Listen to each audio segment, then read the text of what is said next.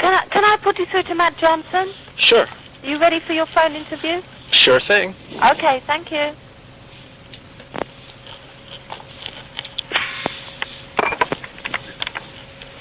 Hello? Matt?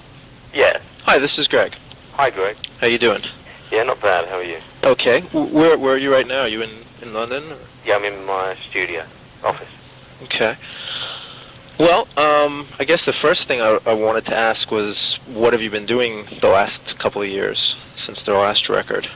I mean, I've noticed, and I've been listening to you since Soul Mining, and it's kind of interesting the way you really stuck to this 3-year pattern, and I was curious if that was like intention. Is that an intentional thing you do each time, or? Not really. I do regret not being more prolific. It's not something that I sit down and it's not like a game plan or anything, but it's just that time goes so quickly, and I do like to do other things outside of music. Spend time abroad, really, in Southern Europe, and have a home out there, and I've just spent more time there. And just time goes really quickly. It's difficult to really pinpoint exactly what I've been doing. I just do lots of other things outside of music. Where's your home? It's just off the coast of Italy. Uh-huh. So, like, when you the last time when you did the tour, how did you feel after that had finished? I mean, that was like kind of like the first time you'd actually brought a band out on the road on something like that. Like, after you got off that, like, how did you feel? I felt pretty positive about it overall. I improved my voice quite significantly, improved my confidence, and I learned quite a bit about my songs, the strengths and the weaknesses of the songs that I'd been writing. Because 4 albums of material which had never really, had never been performed live before, so I realised what was right with it and what was wrong with it. So I found it pretty educational and interesting from that point of view. And I decided, because usually, what I tend to do is view each project individually, and I tend to consider which musicians I want to use on a project-by-project basis. But for this record, I carried over the musicians from the last album because of the tour and because I'd worked very comfortably with them. I felt that was the right thing to do for this project and for the songs I was writing. Right. The way that I was writing the songs, I did have that particular band in mind for them. Do you find that the music has a different feel to it, being that you've got this structured group format as opposed to just working more by yourself? Yeah, it's got a looser, a more physical, human feel. I think in the past my stuff was possibly a bit mechanical and a bit sterile, because being a bit of a perfectionist in the studio, you can be overcritical and tend to make too many corrections when they're probably not necessary. But it certainly gave it more looseness, more feel, which is what I was going for.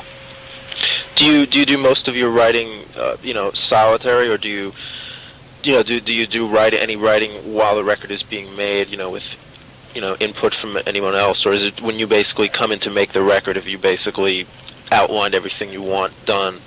I tend to... Just hang on 1 second, I've got a call coming through. Hello? Hi.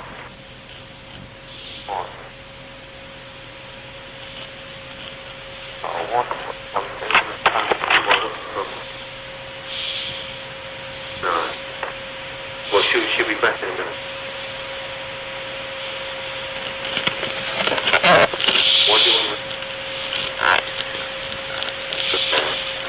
Bye.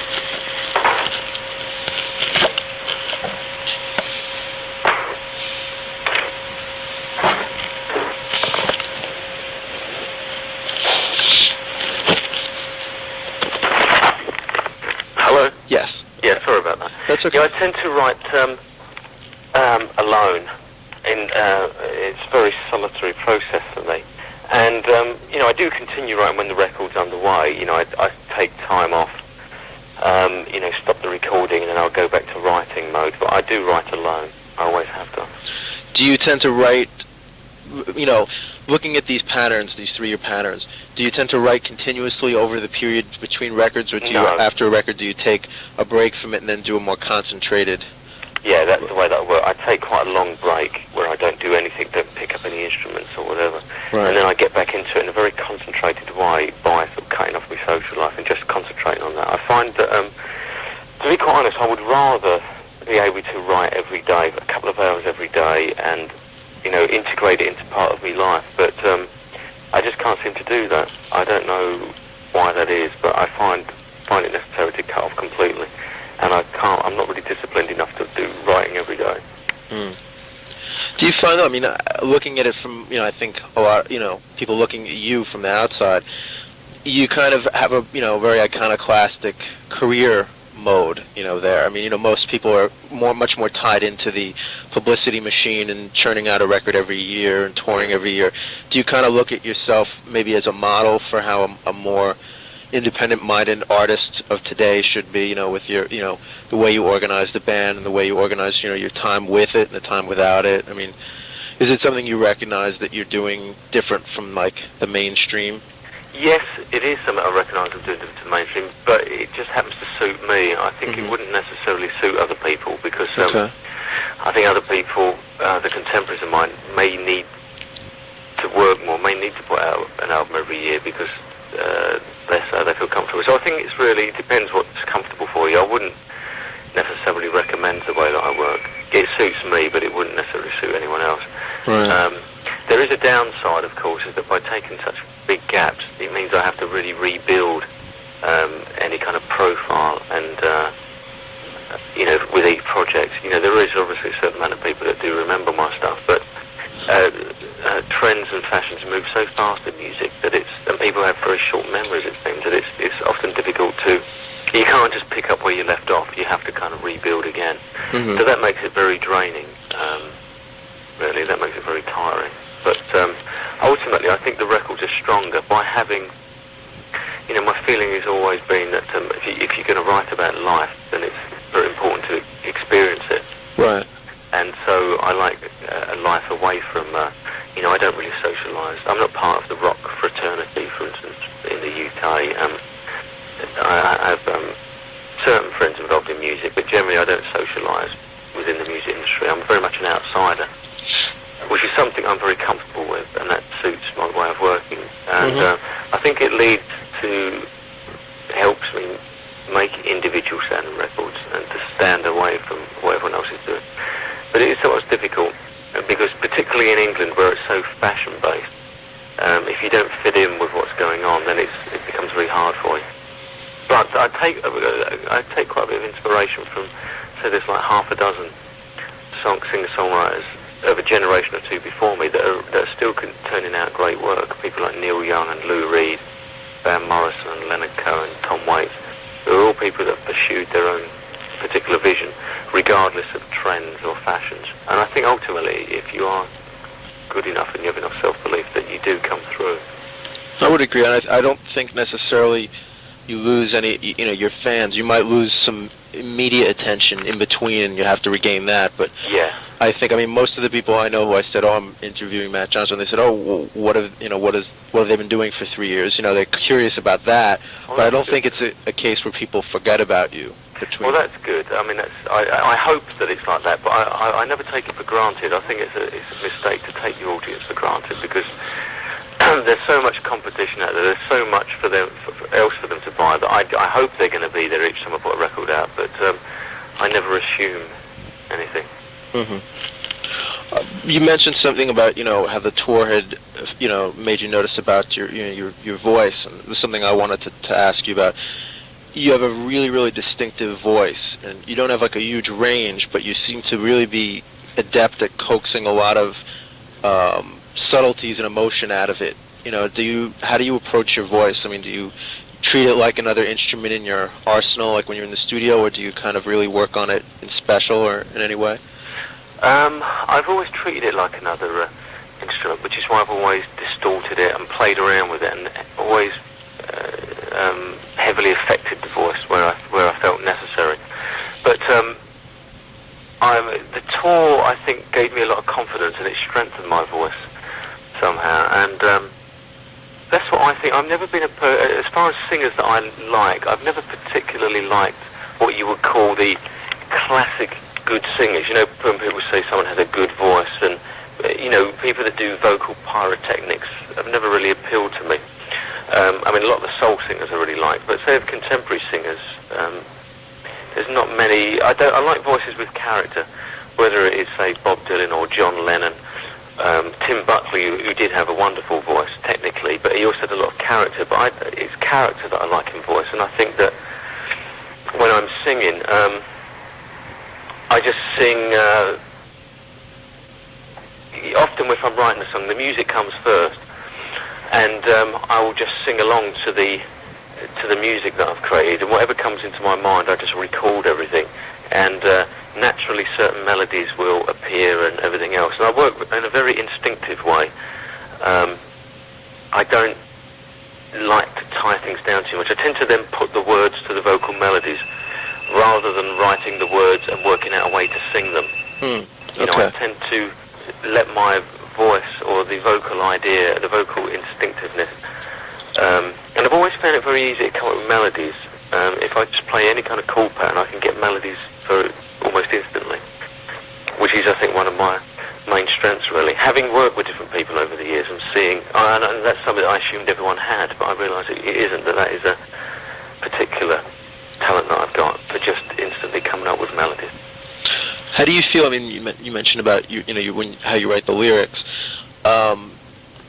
What is the function for you of your lyrics? Do they serve any particular personal function for you? Because I mean, compared to, again, most people, your lyrics are they're almost confessional. You know, they're very personal. They're very, do you get some kind of, not to pry into you, but do you get like any kind of cathartic thing by writing them, or? Yes, definitely. I find them very therapeutic. If it wasn't for writing lyrics or writing songs, I think I probably would have slipped over the edge into insanity, to be quite honest. They're very cathartic, and they provide great therapy for me. I find the lyrics, when I'm writing a song, I like the words to be able to stand up on their own, to work as almost as poems in a way. Although obviously lyric writing is very different to poetry. But I do like the lyrics to stand up on their own, and also to work within the music, to fit the mood of the music, and also to sound as good sung as they are read. So I like them to serve various purposes. I know there's other songwriters that I've spoke to that just feel that the words should sound good sung, and it's irrelevant whether they read well. But I like to have sort of for there to be a multi-purpose to them. And yeah, it may be a limitation in my style, but I've never been a songwriter that can write stories about fictional characters.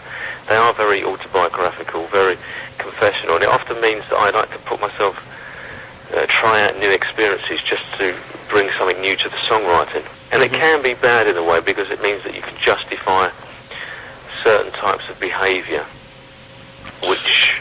You mean, do you ever find yourself in a personal situation realizing, well, am I doing this for my own reason, or because of the song that I'm going to write about it? Exactly. Yeah, that's it. And that does cause me a bit of a dilemma morally, because I use that as an excuse to justify all kinds of behaviour and all kinds of things that I do. But I think ultimately you can't really do that. I don't think it's fair to other people. Nevertheless, it's never stopped me yet. Yeah. There's a bunch of questions I had about the new album, which I just had a chance to listen to a few times yesterday. Did you try to go for a different feel this time? Because to me, it reminded me more of the earlier albums, like Burning Blue Soul and Soul Mining, as opposed to, especially the last one. It seemed to have a much more starker kind of feel, less bright. Yeah. Was that something you consciously tried to work on, or? Yes, I decided to make the production a bit more transparent, and to strip it down, just to work on my songwriting. Really, I wanted the thing that people notice when they put this album on is the songs and the singing and the performances of the musicians. And I think that has worked. I think that's the thing that is striking about this, that it is simple. It's quite sort of elegant sounding, and it's stripped down. sound. Rather than wondering how on earth they did that trick in the studio, or how did they manage to do this or that, I've become a bit bored with production, to be quite honest. It's almost, say, using a cinematic analogy, when you see films that are all special effects but have no plot. I think a lot of contemporary records sound amazing, but there's no real emotional substance that really touches you. And I really want to touch people with my songs, I guess. I mean, that's one of the primary motives is to affect people somehow, to sort of touch them a bit deeper than they would otherwise be, and just to affect people. And to do that, I think there has to be quite a degree of emotional intensity. And I wanted to strip away the edifices of contemporary production just to reveal that. And I think that's one thing that's possibly being lost over the past few years, is that production has got in the way somehow. That's not to say another record I may do would not be high-tech, depends to treat each project as it comes. But for this one, I changed quite a bit between Mind Bomb and Dusk. Different things happened to my life which changed my outlook. I think, the new record reflects that. Can you just hang on a second? I've got a call coming through. The person is temporarily engaged on another call. Please hold the line. Hello? Yes. Yeah, sorry about that. It was from Germany. Quite all right. Yeah, sorry, what was you saying? What was I going to ask? Also regarding this album, it seemed like the themes were a lot less political, let's say, than on the last two records. And it seemed to concentrate a lot more on personal, emotional content. I mean, is that something, how did that come again, out? it relates to just my outlook changing because my life changed quite a bit. And my point of view on politics and religion, all the rest of it, hasn't changed that much since the last couple of albums. So I didn't really want to repeat what I'd already said, I guess. I just wanted to move into an area which I guess is fairly blues, like similar to the subject matter of blues singers, lust and loneliness, which are two of my favourite subjects, which I think affect people probably on a day-to-day basis much more than politics does. Definitely. Well, it seems like you touched on that in the past, like Slow Train to Dawn or Kingdom of Rain, but it seems like on this record that kind of your song predominates, it seems like. Yes, it does. In the past, I've always tried to divide fairly equally between the political and the personal, but this time I thought I'll just give full rein to the personal side. In the first song, I really liked the intro to that. Like, what gave you the idea for that kind of almost like game show evangelist kind of sound on the intro? Yeah, what it was, because I had that song, that was the last song that I wrote for the album and the last song I recorded. And in the studio, it was the first song I've done live with an acoustic guitar since Burning Blue Soul, just standing up and doing a first take, really. But I was messing around in front of the microphone, just fucking around. And I do a lot of impersonations, and Johnny does as well. We mess around in the studio doing impersonations. And so I just like the idea of undermining that track, almost by injecting a sense of humour at the start. It makes the track more powerful because it makes it less po-faced in a way. I think it disarms the listener a bit because you're not sure quite how to take it. And I think it makes the sentiments that I'm expressing in the song more forceful, really, because it adds a note of humour and irony and pathos in a way. Right. Do you? I mean, I understand what you're saying, because then it seems to get much more. Like you have the line, I think it says something about, about freedom being free from is being free from desire. And it's almost like a Buddhist kind of statement there. That's right. Is that how you feel, or is that like just you taking a point of view there? No, that is how I feel. In fact, pretty much, the point of view I express on the record is my own point of view, and I'm only speaking on behalf of myself, obviously. Right. But, they can vary from record to record, but at that moment in time, that's how I do feel. This being sort of prisoners to our own desires and saying dogs of lust. It's like being bullied around by our own biological urges in a way, and obsession, compulsion. These are things that have interested me recently. think people really have, free will regarding that, or is it something, do you think, that you can't really control? It depends. Every person is different. Depends on their own background and their own experiences, really. Some people are more free than others. Some people are victims of their own biology. Right. It seems they can't help the way they act. Sexually, you get sort of sex offenders. Taking to its extreme example, you get people that go around raping or whatever, and they, in a way, people don't have sympathy for them, but a lot of them can't stand what they do, and they almost feel like they're victims of their own obsessions. Hang on 1 second. Sure.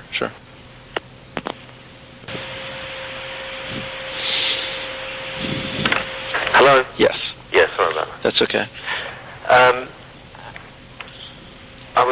So it depends, obviously, individual to individual. I think we're all kind of prisoners of ourselves in greater or lesser degree.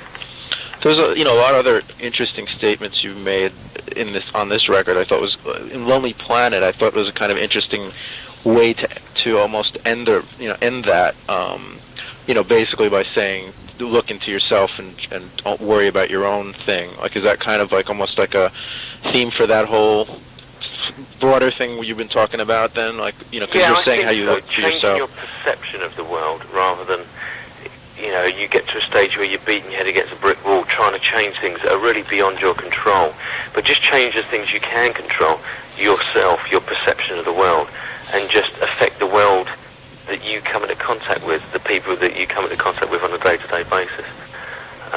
It's a simplistic idea, but I think, doesn't make it any less valid, really. Also, in Slow Emotion Reply, I get the feeling that you... Replay, yeah. I get the feeling almost you're saying, that you're older now, but you're not necessarily wiser. I mean, do you feel like after being, an artist this long, and do you, have you gained some stuff, or do you kind of feel more confused about things than you were when you started out? Oh no, gained a considerable amount, but then you just what you do gain, you really start to see through the bullshit. You realise that no one really knows any more than anyone else. And the thing, when you're younger, you tend to sort of assume that as you get older you're going to know more, but you just realise how little that you do know, how little you can know, and also how little everyone else knows. So it gives you more confidence in a way that you realise that, it's the blind leading the blind, we're all in darkness together. It kind of makes it cozier, I think. Yeah. Did you ever think when you were younger that, you'd be in this kind of position? I mean, I don't know, when I listen to Burning Blue Soul, I always get this image in my mind's eye of, someone just sitting in an apartment just playing their guitar and kind of, wondering whether they're ever going to, get anywhere. And it seems like I still feel the same. I mean, but you are a respected artist at this point. Did you ever expect that you'd end up making a lot of records and kind of being able to do what you want to do? Do you want the truthful answer? Sure. Yes, I did. Good for you. Well, because I was never any good at anything at school, and this was the one thing I was good at, and I just, no one else believed in me, but I've always really believed in myself to an impossible degree, really, even when things have been going bad, and I've been very lucky to have that, because I know a lot of my friends, a lot of people I know who have got to the age of 30 and still don't know what they want to do with their life. And I was very lucky. From about the age of 3, I knew I wanted to be a singer. From the age of 11, I started singing in bands, and for the age of 15, I was working in the studio. Didn't your father run a pub? That's right, yeah. Yeah. Did that affect you? Yeah, in the point of view, it was a very unorthodox upbringing. Whereas, say, a lot of my friends lived in streets with houses. I've always lived in non-residential areas, and it gave me a bit of an odd outlook, I guess, on life. It kind of cut me and my brothers off from other kids somehow, because we socialised more with the people that worked in the pub and the customers than we did with kids our own age. So that was a bit odd, and we would play with my father had bands that would play in the pub, and during when the closing hours of the pub, we would go down and play on the equipment, mess around with the band's equipment and stuff. So it definitely did have quite a significant impact, I think. Mm-hmm. But you always had that faith in yourself, you think? Yeah. I don't. I'm very fortunate to have had that, because I realise that it's not something everyone has. There's something I also was wondering how you felt about. I'm sure you get asked this a lot, when you do promotion for this. All the religious themes on the last record. Do you kind of feel at all like you kind of foreshadowed all the crazy stuff that's going on now? I mean, do you kind of feel like, not vindicated, but certain to extent, like, well, I warned you about this? I mean, I felt I got overly hostile treatment for those things, and all I was trying to do was to just bring new subject matter into songwriting, really, because there's things that are all around us, and I didn't see why songwriting should be limited to writing about relationships and writing about the positive side of relationships. I've tried to write about relationships and male sexuality in quite a non-macho way, in a different kind of way, and also writing about these other issues. So I did feel a bit that it was too dismissed, really. I think that I couldn't understand that. I thought that people would encourage songwriters that were trying to kind of develop the form and push it on a bit, which I think each generation of songwriters should do. I've never really thought that groups. I think I've never really could understand why everybody raves about new groups that are pretending to be the Rolling Stones, but 30 years too late. Right. There's that attitude. It's very, very conservative industry, and I've always been a bit at odds with that. I found it very difficult. But one of the positive things, I think, was the growth of the rap thing, because it's encouraged people to play with lyrics and words and express their own ideas and philosophies with words, and I think that's a positive thing. I think rap has been the most significant change in the music scene since my last album. Mm-hmm. As opposed to, say, grunge, which I see largely, I mean, there's some good grunge bands, but I'd largely see that as fairly retrogressive, really, and I think rap is much more significant. Right. The thing that I was, trying to get at too, though, about the religious aspects of the last record, is that something you do think about, or the fact that you were saying this 3 years ago, and it's obviously today the situation is even worse. I mean, is that do you reflect on that at all, or do you think people will say, well, he said that? Sorry, Matt. Okay. Yeah, I mean, I do. I'm still very interested in sort of political, religious things, but like I said, I wrote about those things then, and they were relevant then, and they're relevant now. But until I've got anything more to add to it, I'm going to just steer clear of those themes, and maybe someone else should carry them on. Right. But I'm certainly not waiting for a pat on the back from it. The Infected film was, something that, really, I think, stands up, today, that people still look back.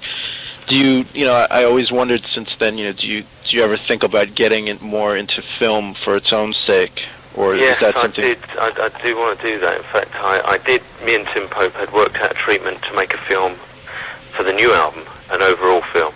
Instead of eight videos, we were going to make one big film for Dusk, but we were told, the recession was too bad and we couldn't have the money to do it, which was a bit of a blow, because I think we could have done something really strong.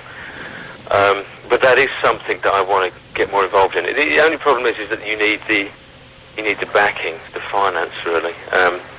Unless I start using sort of 8mm and 16mm and stuff, which is something I may have to do. But I do want to get more involved in film, yeah. Mm-hmm. Is that something you during your off periods that you're interested in? I mean, do you follow film? Is that something that influences you? Well, yeah, I see a lot of films at the cinema, but it is something that I would like to study a bit more seriously, and I'd like to possibly try making short films, even if they're for my own use, just to start playing around with them, because I do see great possibilities there, and the problem at the moment, of course, is that with video, you're only getting backing for video if the record company approve, if they think it's going to get shown on MTV, and it's very, from a record company point of view, the video is seen as an aspect of marketing and promotion, Whereas from my point of view, I've always seen it as an extension of the artistic process. So there's immediately a conflict there, because something that may be very representative of a track may not be suitable to be played on MTV. So you're forced to work within these very tight confines, and I think I've managed to do it so far, although my stuff hasn't really been played on MTV America, I don't think, very much. Well, I'm not sure about that. The Infected video, the thing got pretty good play. I remember at the time that did really well, and I know with the last record they played the singles. I mean, I remember seeing them on 120 minutes a few times.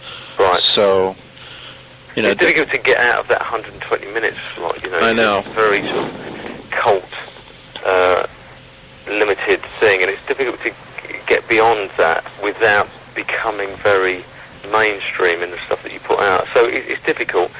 And ideally, I'd be in a position where I could just fund it myself, which I would do, if I get the funds or am able to raise the funds. I'd rather do it on my own and have complete control artistically.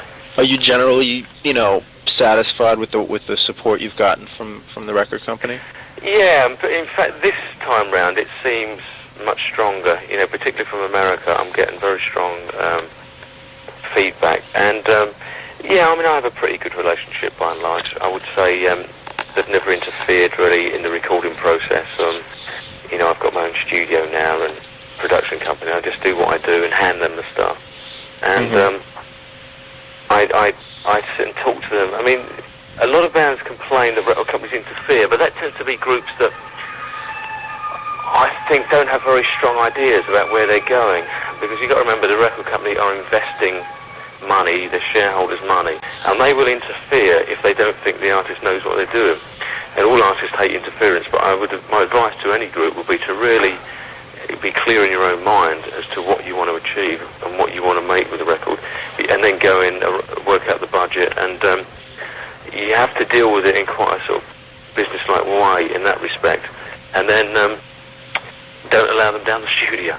Right. It makes just cut them off completely until you finish, then hand them in, and let them get on with it. And as long as you're happy with it yourself, then stick to your guns. Right. Well, they seem to. I mean, they sent a really nice promotional package this time, which I was pretty impressed with. They sent a really nice booklet, a chronology of events, and they sent like a whole booklet on the new album, and it just seems like they're putting a little more effort into it this time. Oh, good. Nice. That's good. No, I get good feedback from around the world, really, and stronger feedback to this album than I've ever had, funny enough, for any of the others. So you never know. Have to wait and see. What are you working on at the moment in the studio? I saw in this booklet it says that there's something else coming out called the Play Hank. That's a Hank Williams EP that we're working on. Oh, a covers record? Yeah, just 4 tracks. So I've not chosen which tracks are going to be yet, but that's something that I'll be doing and bringing out later in the year. But the other thing is just preparing for the live. I'm going to be doing some live shows, probably around about May or June, in America and the rest of the world. So possibly, it depends what happens, putting together a new group for that. Because it depends upon the commitments, because they've got children, some of the band now, and they're going to find it difficult to spend a long period of time away from home. Right. So I may be putting together a new group, possibly an American group, for that. It's good to bring in fresh blood, I think, to keep the thing going. Just hang on one second. Sure. Hello? Yes. Yeah. So you were saying about the group, so you think it'll be a full-fledged tour? Yes, it will be. That's good. Will be. I was, me and Johnny were considering doing some just acoustic shows, but I think that I'm going to shelve that idea. We'll probably do that at a later stage. Me and Johnny are going to do some writing together on another record, a new record, and we'll probably do those shows separately. But for this tour, I will probably get together a fully fledged group. Do you find it very comfortable working with him? Yeah, very comfortable, but we are very close friends, so we're friends first and foremost, and then we collaborate as an extension of that, but yeah, we work very well together. Okay. So you're rehearsing now? Is that what you're up to? No. I'm just promoting, doing interviews. I'm off to I've been across Europe in the last couple of weeks, and I was in New York a couple of months ago doing interviews, and I'm back across Europe in the new year, then off to America and Canada, then back to Europe again. Okay. And then I've just got to sort of finish all my promotional activities. Then I'm going to start deciding on the lineup for the group and start preparing for that. Okay. Fit. And one last thing too, I noticed that there's the last couple of years there seems like a lot more reissue activity going on with you. It seemed like for a long time it was hard to find Burning Blue Soul. I mean, a friend. Well, that's coming out on CD in April for the first time. Oh, that's great. So I'm going to remaster that. Unfortunately, I can't remix it, but I'm remastering it. And there's a new package, new artwork done for it, which your brother did. And that'll be, I think, about April or May. That'll be out on 4AD again. I think it comes. They've got a deal with Warner's in the States. That's interesting. It also says here in this booklet that there's going to be a limited edition of The Pornography of Despair, which I've never heard. What is that like? Oh, that was an album that was between the first two, right? Between the first two. In fact, there was a limited edition. I don't know if that's going to come out again, but that was very very rough, really. It's an interesting album. It had a lot of embryonic ideas from someone. Hang on 1 second.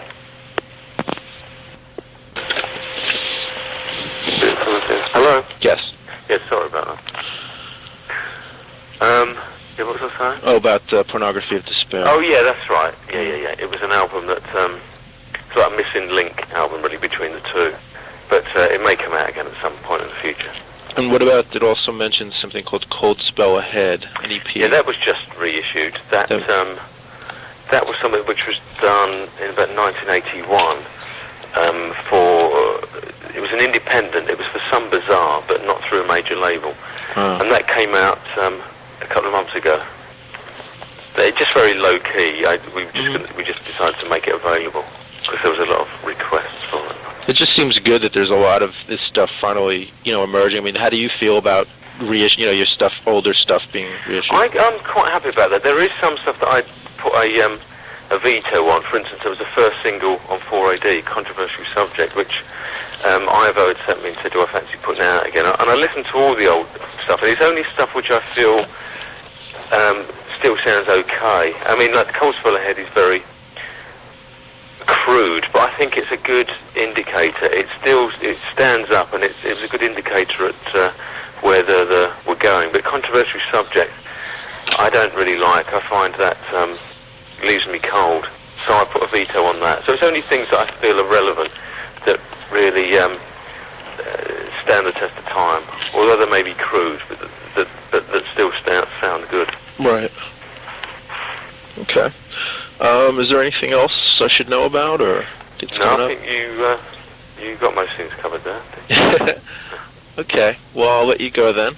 I really appreciate you giving me a call. It was great to talk to you.